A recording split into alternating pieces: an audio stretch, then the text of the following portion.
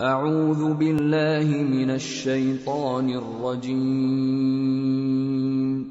وَإِذَا جَاءَهُمْ أَمْرٌ مِّنَ الْأَمْنِ أَوِ الْخَوْفِ أَذَاعُوا بِهِ وَلَوْ رَدُّوهُ إِلَى الرَّسُولِ وَإِلَى أُولِي الْأَمْرِ مِنْهُمْ لَعَلِمَهُ الَّذِينَ يَسْتَنبِطُونَهُ مِنْهُمْ وَلَوْلَا فَضْلُ اللَّهِ عَلَيْكُمْ وَرَحْمَتُهُ لَاتَّبَعْتُمُ الشَّيْطَانَ إِلَّا قَلِيلًا۔ اور جب ان کے پاس امن یا خوف کی کوئی خبر پہنچتی ہے تو اسے مشہور کر دیتی ہیں، حالانکہ اگر اس کو پیغمبر اور اپنے ذمہ داروں کے پاس پہنچاتے تو تحقیق کرنے والے اس کی تحقیق کر لیتے، اور اگر تم پر اللہ کا فضل اور اس کی مہربانی نہ ہوتی تو چند آدمیوں کے سوا تم سب شیطان کے پیرو ہو جاتے۔ اعوذ باللہ من الشیطان الرجیم، بسم اللہ الرحمن الرحیم۔ یا ایہا الذین آمنوا استجیبوا للہ وللرسول اذا دعاکم لما یحییکم واعلموا ان اللہ يحول بین المرء وقلبه وانه الیہ تحشرون۔ واتقوا فتنة لا تصيبن الذين ظلموا منكم خاصة واعلموا أن الله شديد العقاب۔ واتقوا فتنة لا تصيبن الذين ظلموا منكم خاصة واعلموا أن الله شديد العقاب۔ بسم الله الرحمن الرحيم۔ واعلموا أنما الحياة الدنيا لعب ولهو وزينة تفاخر بينكم۔ بسم الله الرحمن الرحيم۔ والسماء بنيناها بأيد وإنا لموسعون۔ والأرض فرشناها فنعم الماهدون۔ ومن كل شيء خلقنا زوجين لعلكم تذكرون۔ ففروا إلى الله إني لكم منه نذير مبين۔ ولا تجعلوا مع الله إلها آخر إني لكم منه نذير مبين۔ كذلك ما أتى الذين من قبلهم من رسول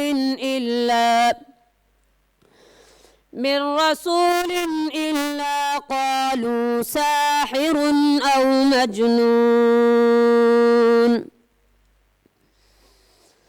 أتواصوا به بل هم قوم طاغون۔ فتول عنهم فما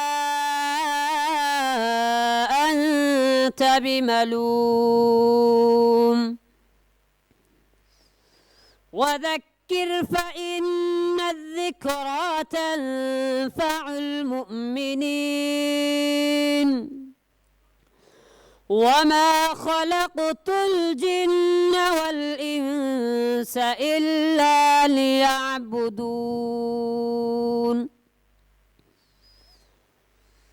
ما أريد منهم من رزق وما أريد أن يطعمون إن الله هو الرزاق ذو القوة المتين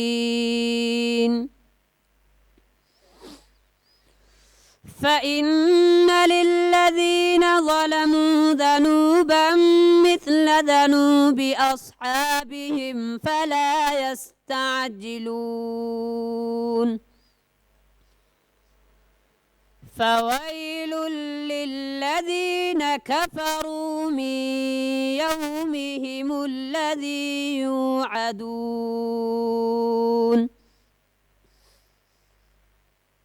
بسم الله الرحمن الرحيم إن في خلق السماوات والأرض واختلاف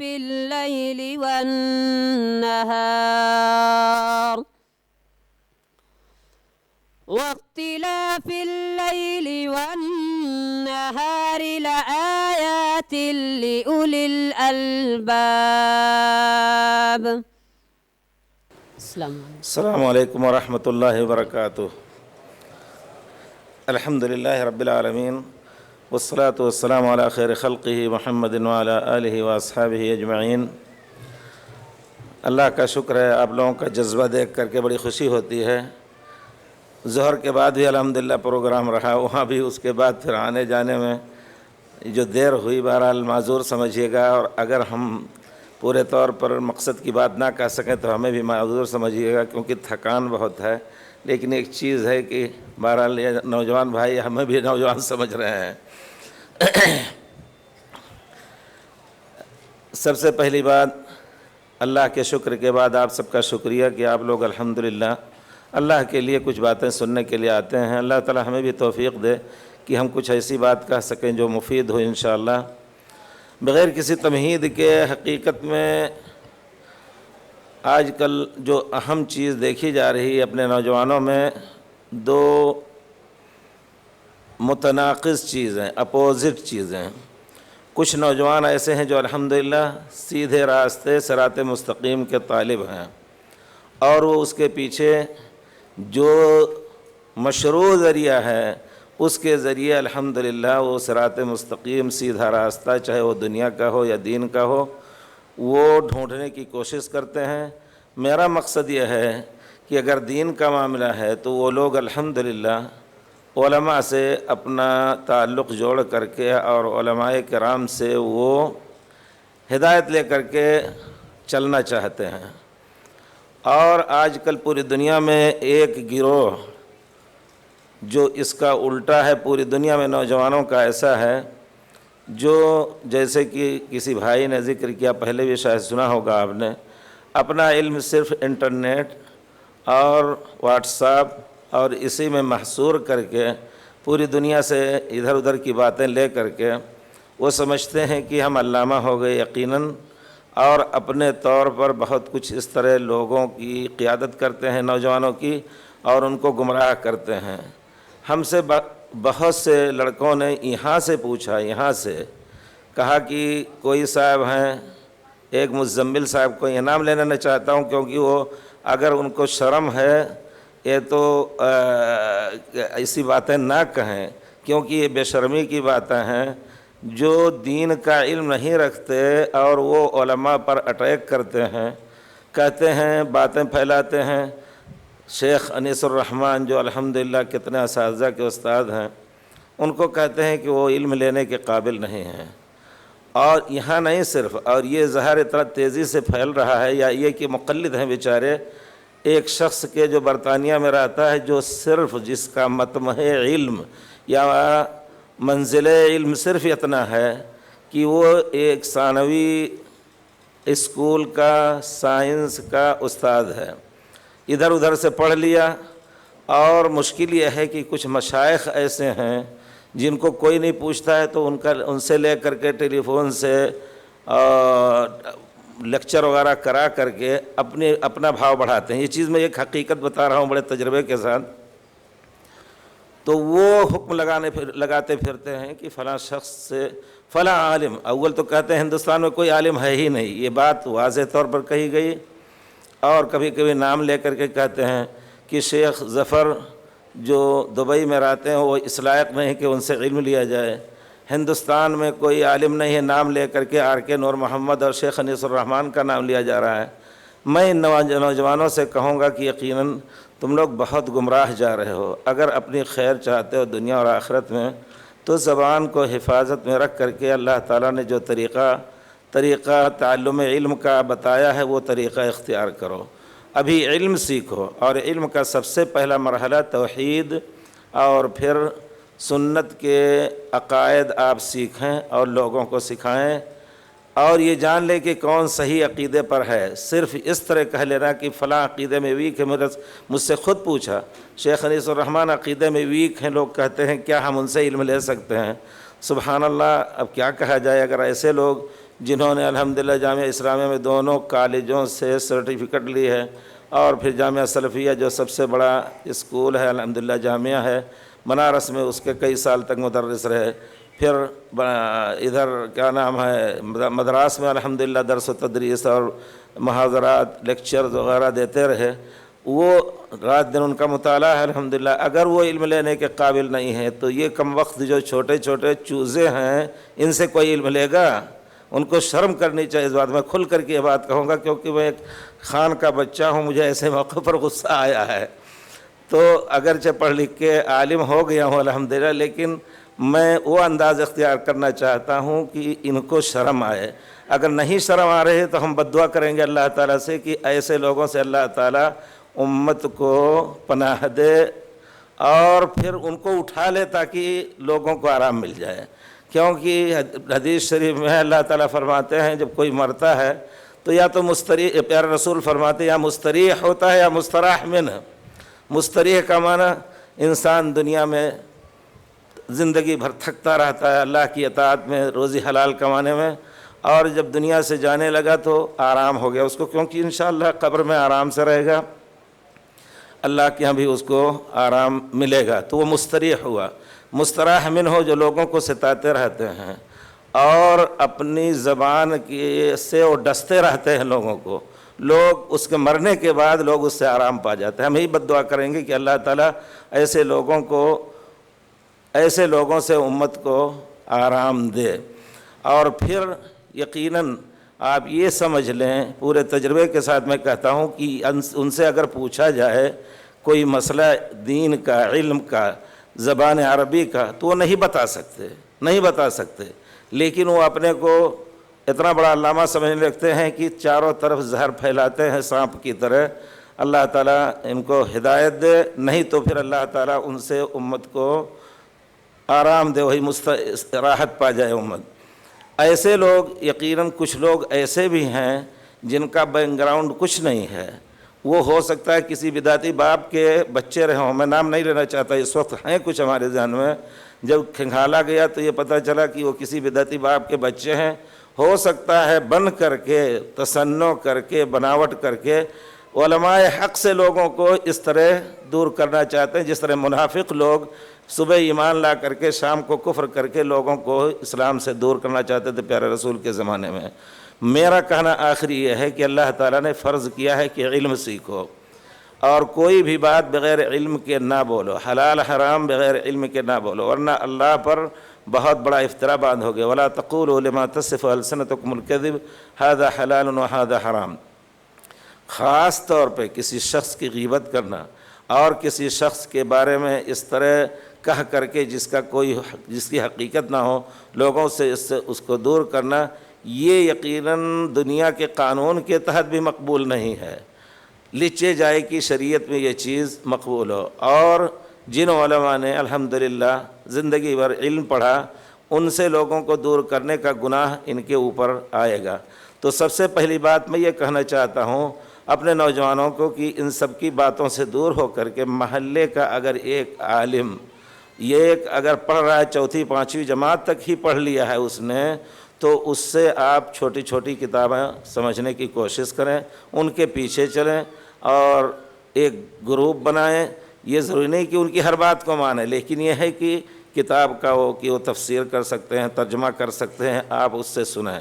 مسجد میں ایسا ماحول بنایا جائے کہ ہر نماز کے بعد کچھ لوگ ایسے آئیں، ایسے ہوں جو وہاں بیٹھ کر کے لوگوں کو ان کا کلمہ صحیح کرائیں، ان کی صلاۃ صحیح کرائیں، ان کے الحمد کا معنی ان کو عام سمجھائیں، سبحان ربی العظیم سبحان ربی الاعلیٰ کا معنی کیا ہے۔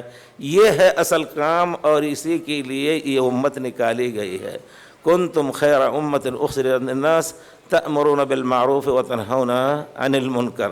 تو میری نصیحت یہ ہے کہ ہمارے نوجوان ہمارے بوڑھے باپ دادا جو ہیں، ہو سکتا ہے وہ اس زمانے میں پیدا ہوئے جبکہ علم کا رواج نہیں تھا، صرف زبانی یاد کر لی، الف بیتے سے بھی پڑھنا نہیں جانتے، تو الحمد ان کی کیسی ہے اس کو ٹھیک کرا دیں گے تو انشاءاللہ بڑے اجر کی بات ہوگی۔ مجھے یاد ہے ہماری والدہ الحمدللہ کچھ نہیں پڑھے تھیں، لیکن سن کر کے نماز کا طریقہ یا سیکھے ہوئے تھی کچھ نہ کچھ۔ قرأتوں میں یا سورہ فاتحہ میں بھی غلطی تھی، اور قل اعوذ برب الناس، قل اعوذ برب الفلق، 4 یا 5 سورتوں سے وہ اپنی نماز پڑھتی تھیں۔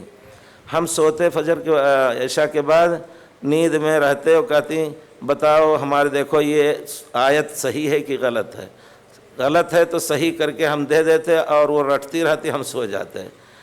اللہ گواہ ہے، وہ کہتی تھی کہ اگر بچوں کے پڑھانے سے، ہم لوگ اس سے چھوٹے تھے، اپنے بستی میں پڑھتے تھے، الحمدللہ پھر اللہ نے نکالا وہاں سے، تو کہتی تھی اگر بچوں کے پڑھانے سے ہمارا کوئی فائدہ نہیں ہوا سوائے اس کے کہ انہوں نے میری نماز صحیح کر دی تو ہماری زندگی کا حاصل ہو گیا۔ تو ان بزرگوں کو چاہیے اپنے بچوں کو جس وقت پڑھ رہے ہیں شرم نہ کریں، اور اپنے بچے سے کہیں کہ سنو میرا کلمہ، سنو میری قرأت سنو، الحمدو کی قل اعوذ برب الناس کی نہیں صحیح ہے، صحیح کرو۔ ماشاءاللہ بچے خاص طور پہ اس علاقے میں نے دیکھے بہت سے بچے ایسی قرأت کرتے ہیں جیسے معلوم ہوتا ہے مکہ مدینے میں انہوں نے تجوید سیکھی ہے، بہت ہی خوبصورت یقیناً، اور مخارج اگرچہ اس کے قواعد ان کو یاد نہ ہو لیکن مخارج بہت خوبصورت ہیں، اور یہ طریقہ کوئی بھی سیکھ سکتا ہے۔ اچھی کیسٹ لے کر کے ہم نے آج سے 20-25 سال پہلے ایک اسکول قائم کیا ہم سب مل کر کے، تو اس میں ہم اچھے لوگوں کی قرأت، شیخ سدیش، شیخ شریم تو بعد میں آئے، اس سے پہلے شیخ سبیل کا کی کیسٹ لے کر کے ان مدرسوں کو دیا، سن کر کے بچوں نے ایسا الحمدللہ ایسی قرأت کرنے لگے جیسے معلوم ہوتا ہے وہ قاعدے کے تحت استاد سے سن کر کے الحمدللہ سیکھے ہیں۔ تو یہ بھی ایک طریقہ ہے، کوئی بھی بزرگ ہوں اپنا سی ڈی نہ جانتے ہوں تو پرانے زمانے کا ٹیپ ریکارڈ لے کر کے اور اس سے سننے کی کوشش کریں، کیونکہ یقیناً علم کا طریقہ یہی ہے کہ کسی کے ذریعے سے یہ لیا جائے گا، اور علم یوں ہی بغیر سیکھے نہیں آتا ہے۔ تو ہم بزرگوں سے بھی کہیں گے اور نوجوانوں سے بھی کہیں گے کہ اس قسم کے بیوقوفوں کے پیچھے نہ پڑو جو تمہاری عاقبت کو، تمہاری دنیا کو بھی خراب کریں گے، تمہاری عاقبت کو بھی خراب کریں گے، اور وہ لوگوں کو ڈس کر کے گناہ لے رہے ہیں۔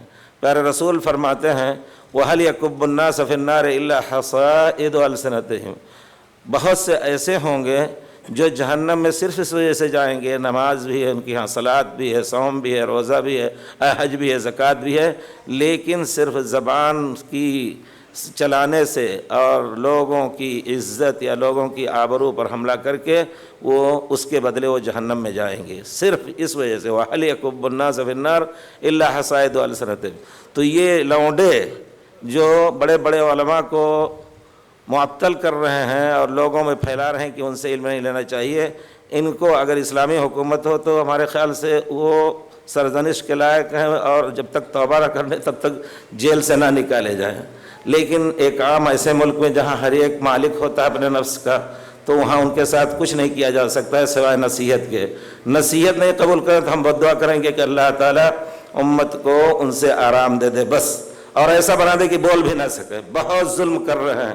یہاں سے دیکھیے فرانس میں یہ چیز ہم نے 4-4.5 مہینے وہاں رہ کر کے دیکھی، معمولی بچے جو ہو سکتا ہے الحمد کا معنی بھی نہیں سمجھتے ہوں، وہ فلاں کے بارے میں اس نے کہا اس سے علم نہیں لینا ہے، اس طرح کی باتیں کر کے اڑاتے رہتے ہیں۔ اور ابھی کل کسی نے مجھ سے پوچھا کہ فلاں نے، کسی نے انہی میں سے، ان پاگلوں میں سے کسی نے کہا کہ میں یعنی وسیع اللہ یہ کہتا ہوں کہ شیخ انیس اور شیخ آر کے سے علم نہیں لینا چاہیے۔ اتنے احمق ہیں بیچارے کہ پتہ نہیں کیسے پاگل کی طرح کبھی اس طرح کی بات کبھی اس طرح کی بات، اور یہ پورے طور پر جھوٹ ہماری طرف منسوب ہے۔ تو اسی طرح اور کسی سے کہتے ہوں گے کہ یہ جو ہے فلاں نے کہا ہے ان سے علم نہ لو، یہ لوگ عقیدے میں ہوگی۔ یہ میں ایک نصیحت یہ کرنا چاہتا ہوں۔ دوسری نصیحت یہ ہے کہ دیکھیے ایک زمانہ آئے گا فتنوں کا، نبی کریم صلی اللہ علیہ وسلم کہتے ہیں کہ پتہ نہیں چلے گا کہ حق کس کی طرف ہے، کون سی بات حق ہے کون سی بات ناحق ہے۔ آج کل دنیا کی سیاست میں ہماری چھوٹے چھوٹے بچے پڑھ کر کے ضائع ہو رہے ہیں یقیناً۔ اب آپ سوچیں کہ یعنی معمولی قسم کا آدمی اور بات کرتا ہے تو ایران توران اور پھر لیبیا تونس اور اس کی، آپ یہ حقیقت سمجھیں، رات دن اسی میں ہم جیتے ہیں۔ اور مجھے کم سے کم 50 مرتبہ ویزا بھیج کر کے وہ میرے پاس رکھا ہوا ہے، لیبیا بلا رہے ہیں، لیکن لیبیا والے، تونس والے، لیکن میں صرف اس وجہ سے نہیں کہا، میں نے کہا میں ابھی نہیں جا سکتا کیونکہ ابھی تمہاری تلواروں سے خون ٹپک رہا ہے۔ حقیقت ہے کہ آنے والے دن اور ہی برے ہوتے جا رہے ہیں۔ شرعی ایک مسئلہ یہ ہے، کتنا بجے ہے شیخ، ہم لوگوں کو جانا بھی ہے۔ شرعی مسئلہ ہے، کوئی بھی حکومت ہو، یہاں کی حکومت ہندوستان کی حکومت ہے، ہمیں اس شرعی اور تدین اور دیانتداری کی بات ہے کہ اس کے خلاف اس وقت تک آواز نہ اٹھائی جائے جب تک ہمیں کوئی نقصان نہ پہنچائے۔ ہمیں آزادی ہے مسجد بنانے کی، مدرسے بنانے کی، قانون کے تحت ہم بنائیں، لیکن جو لوگ اس مقصد سے توڑ پھوڑ کرتے ہیں کہ ہم حکومت کو گرا دیں گے، تو وہی ہے جیسے کوئی بیچارہ ایک میڈھا جا کر کے پہاڑ پہ اپنی سر مارے، سینگ اس کی ٹوٹے گی، پہاڑ نہیں گرے گا۔ یہ شرعی مسئلہ ہے، یعنی میں کہہ رہا ہوں دیانتداری کی بات ہے۔ پیارے رسول صلی اللہ علیہ وسلم نے حبشہ میں ہجرت کرنے کا صحابہ کا کیوں حکم دیا؟ کیونکہ وہاں پناہ ملی۔ برطانیہ میں لوگ ہیں، وہاں بھاگ کر کے اپنے ملکوں سے بھاگ کر کے پناہ لیے ہیں، لیکن کچھ ایسے سرفرے ہیں جو اخوانی یا حزب التحریر، جو ان کا نام اردن میں حزب التحریر ہے اور وہی مصر کے اخوانی، ہم نے ان کو کہتے ہائیڈ پارک میں کھڑے ہو کر کے تقریر کر رہا ہے کہ وہاں آپ جائیں، آج کے دن کوئی بھی کچھ بھی لے کر کے مائکروفون چیختا رہے، 2-4-10 آدمی اکٹھا ہو جائیں گے۔ تو وہاں کہتا ہے کہ ہمارے اوپر ضروری ہے کہ اس ملک میں جہاد کریں اور ملکہ برطانیہ کو ہم برقع پہنائیں، ایسے کہہ رہا ہے۔ سبحان اللہ، یہ بیوقوف کیا سوچ رہے ہیں یہ لوگ؟ جس حکومت نے پناہ دیا، کھا پی رہے ہو، اپنے ملک سے تو بھگائے گئے ہو، بھاگ کر کے بزدلی سے ادھر چلے آئے۔ اگر شیر تھے تو ہی لڑنا چاہیے تھا تم کو، اپنے ملک سے بھاگ کر کے آئے، اور یہاں جس حکومت نے پناہ دیا اگر وہ بھوکے مر رہے ہیں تو حکومت ان کو کھانا بھی دے گی۔ اس کے باوجود یہ خیانت ہے یقیناً۔ کسی بھی ملک میں، آپ انڈیا میں ہیں، اس قسم کا فکر بالکل ذہن میں نہ لائیں، توڑ پھوڑ یا ایسی تنظیم کے ساتھ شرکت۔ ہاں یہ شرعی مسئلہ ہے، اگر کوئی ہمارے اوپر حملہ کر رہا ہے تو ہم بڑھ کر کے اس دفاع کریں گے، یہ پوری دنیا کا حق ہے۔ ایک بلی کو بھی اگر زک دیں گے ہم تو آخر میں عاجز ہو کر کے وہ پنجہ مار دے گی، یہ شرعی حق ہے۔ لیکن کوئی ایسی تنظیم سری ہو یا جہری ہو جو موجودہ آپ جس انڈیا میں جی رہے ہیں ہم سب، اس میں اگر کوئی ایسا کوئی کام کرنا چاہے توڑ پھوڑ کا یا یعنی تفجیر بم وغیرہ اور دوسرے حوادث کرنے کا، تو یقیناً یہ شرعی طور پر غلط ہے۔ آپ لوگ اس کی ان سب کی باتیں نہ سنیں اور ان کے پیچھے پڑ کر کے اپنا مستقبل خراب نہ کریں۔ آپ دین سیکھیں، لا یکلف اللہ نفسا الا وسعہا۔ آپ کے اوپر علم دین کا سیکھنا فرض ہے، اور وہ کام جو چند یعنی پاگل لوگ جو آپ کو بڑھائیں جس کی طرف جو کام کرنے کے لیے، اس کا مکلف اللہ نے ہرگز نہیں، بلکہ جائز بھی نہیں کہا ہے۔ اس وجہ سے ہم سب اس سے دور رہیں۔ آپ دیکھیں عرب ممالک کے حالات، اب لیبیا کے اندر جو حالت ہے کہ چلتے پھرتے گاڑی روک کر کے اور لڑکیوں کو اٹھا لے جاتے ہیں، بندوق سے مار دیا۔ ایک آدمی اللہ گواہ اس نے فتویٰ پوچھا، کہا میرے پاس ہتھیار ہیں، ہتھیار لے کے حفاظت کے لیے چلتا ہوں، میرے سامنے کی گاڑی سے لڑکی کو اٹھا کے چھین کے اس کے باپ کے گود سے لے کے چلے گئے، چھوٹی بچی 12-13 سال کی، اور میں ڈر گیا کہ میں ماروں اس کو تو گناہگار نہ ہوں۔ میں نے کہا تمہاری غیرت کہاں چلی گئی؟ تم کو تو بڑھ کر کے اس کو مار کر کے قوم کی بچی کو بچانا چاہیے ایسے میں. تو یہ حالت اس وقت ہے, رو رہے ہیں سب, کہتے ہیں قذافی بہت اچھا تھا. تونس کے بچے جو ہیں, ہم دنیا میں کی ایسے سنٹر میں رہتے ہیں جہاں ہر جگہ کے آدمی ملتے ہیں, آتے ہیں, اب وہاں سے فون وغیرہ پہلے بھی چلتا رہتا ہے. یقیناً تونس کے حالات بہت برے, لیبیا کے حالات بہت برے, اور پھر مصر کے حالات میں تو بہرحال ہمارے کچھ جبہ اور دستار والے بھی ملوث ایسے ہیں کہ سعودی حکومت جو ہر شخص کی مدد کرتی ہے, جہاں بھی ڈوبے کوئی, جہاں بھی ابھرے اس کی مدد کرتی ہے. اس مدد کو انہوں نے یہ تعبیر دی کہ اس نے حکومت اسلامیہ کو یا جمہوریہ اسلامیہ کو الٹ کر کے اور دوسری حکومت لا کر کے.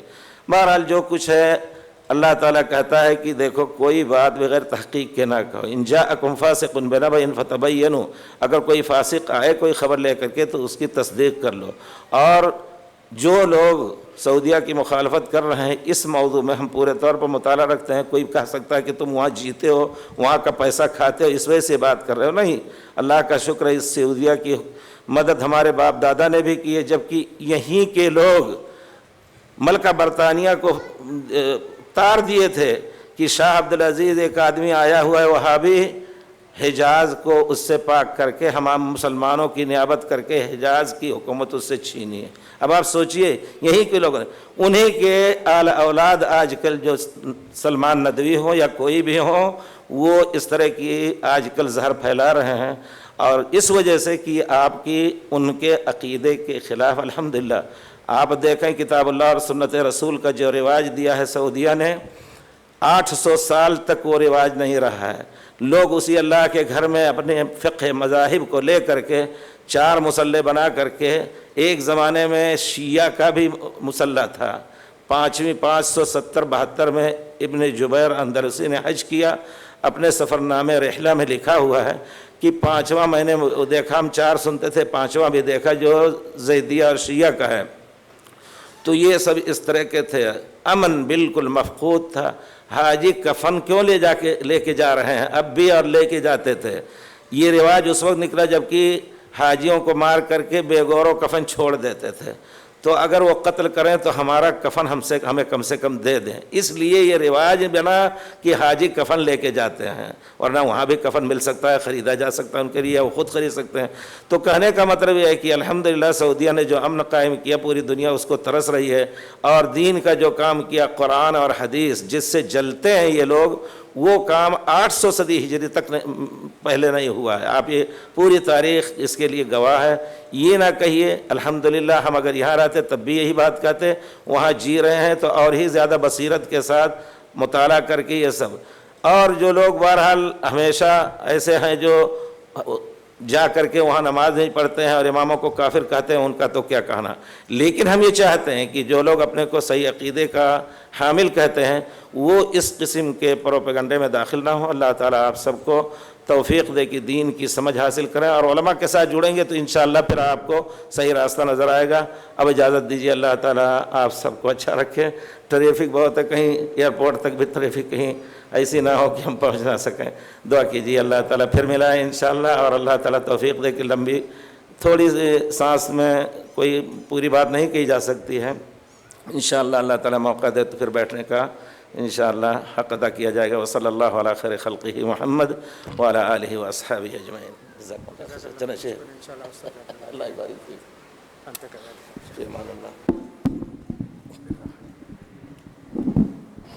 جزاکم اللہ خیر الجزا.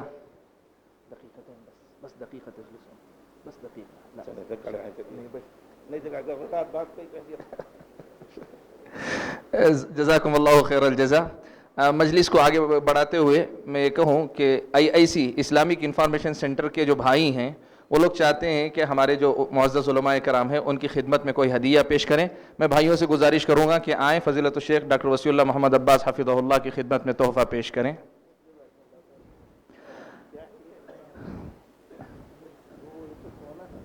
پہنیں گے ہم, مردوں کے لیے پہننا چاہتے ہیں.